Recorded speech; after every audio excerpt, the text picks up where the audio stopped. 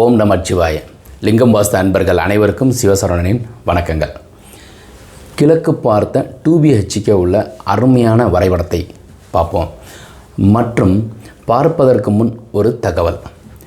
தகப்பனார் வழியில் சொத்துக்கள் வருவதும் முன்னோர்கள் வழியில் சொத்துக்கள் வருவதும் அதுக்கப்புறம் அப்பா கொடுத்த சொத்தை டெவலப் பண்ணுறதும் அப்புறம் தாய் வழியில் சீதனமாக மாமா வழியிலையோ இல்லை பாட்டி வழியிலையோ சொத்துக்கள் வர்றது, உயில் மேல் சொத்து வருது. இதை பற்றியும் இந்த வரைபடத்தை பார்க்கும்போதும் பார்ப்போம்.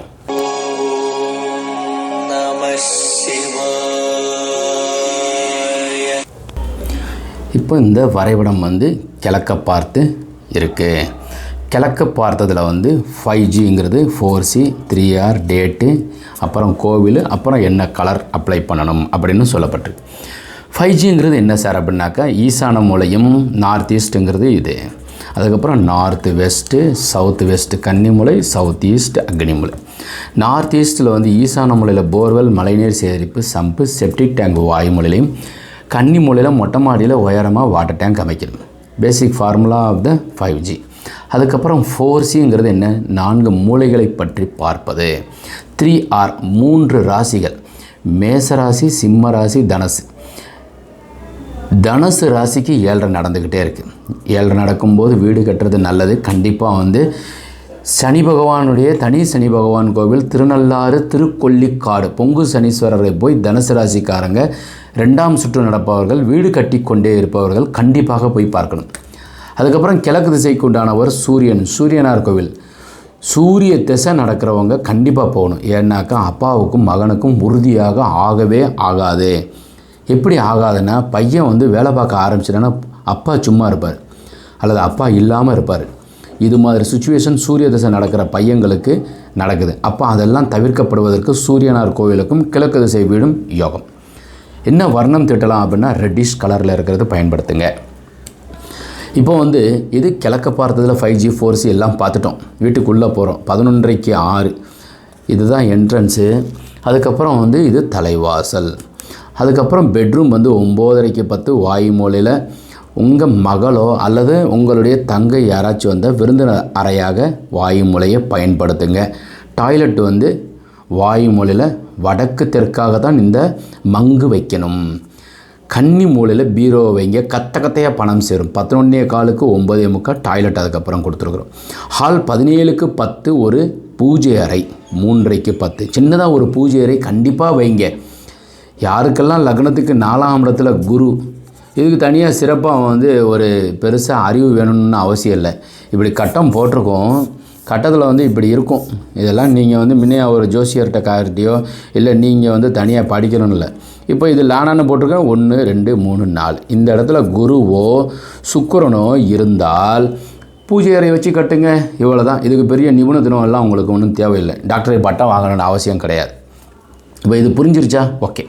இது மாதிரி இருக்கிறவங்க இப்படி செயல்படணும். இப்போது கிச்சன் அக்னி மூலையில் 8:30க்கு 6 சின்ன கிச்சன் தான் போதும். சிறுக கட்டி பெருக வால். அப்படிங்கும்போது கிச்சன் இந்த அளவுக்கு இருந்தால் உங்களுக்கு பாதுகாப்பாக இருக்கும். பெரிய கிச்சன் வச்சோம்னாக்கா ஃப்ளோரிங் டைல்ஸ் போட்டோம்னாக்கா வழுக்கும். சின்னதாக இந்த அளவுக்கு வீட்டுக்கு சின்னதாக கிச்சன் இருக்குது போதும்.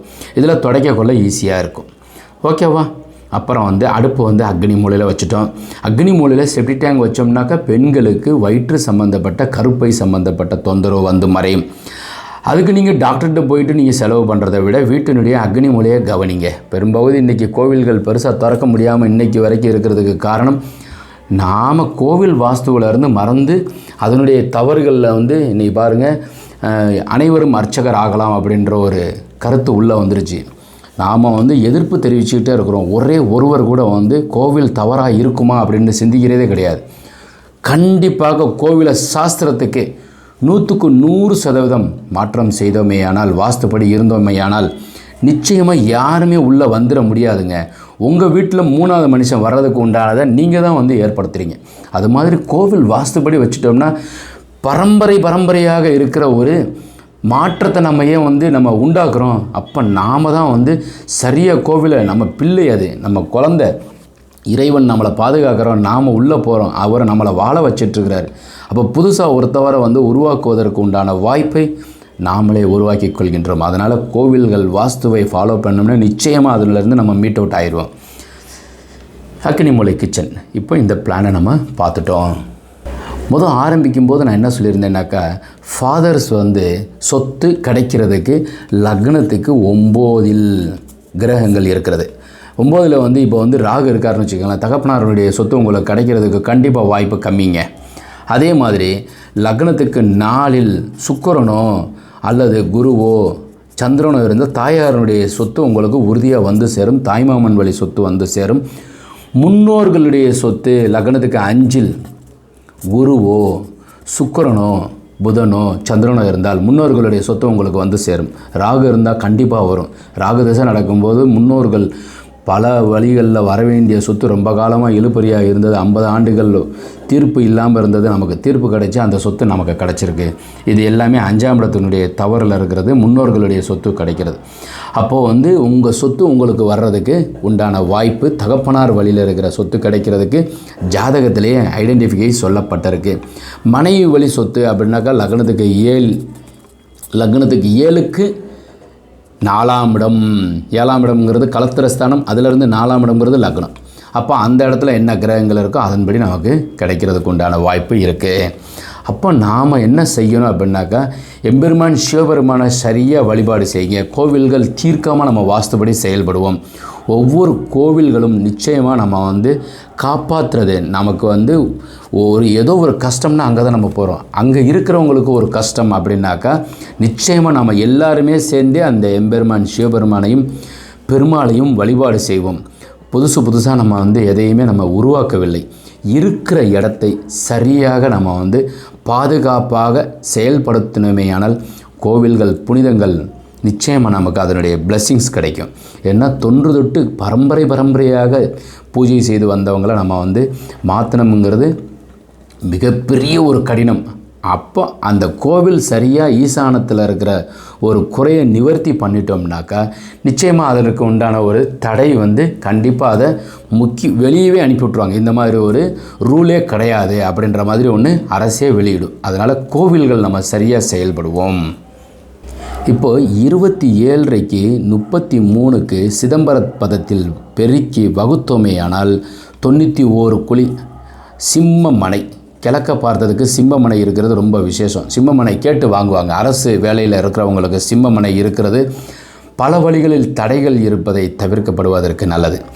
8 பொருத்தம் இருக்குது. 11 பொருத்தத்தில் 8 பொருத்தம் இருக்குது. 57 ஆண்டுகள் இந்த கட்டடம் எந்த விதமான இயற்கை சிற்றத்திலிருந்தும் பாதிப்புகள் இல்லாமல் நலமாகவும் வளமாகவும் சேமமாகவும் வாழ்வீர்கள். இந்த கட்டடத்தில் மேல் மாடி கட்டுவீங்க, அதுக்கு மேலேயும் கட்டுவீங்க.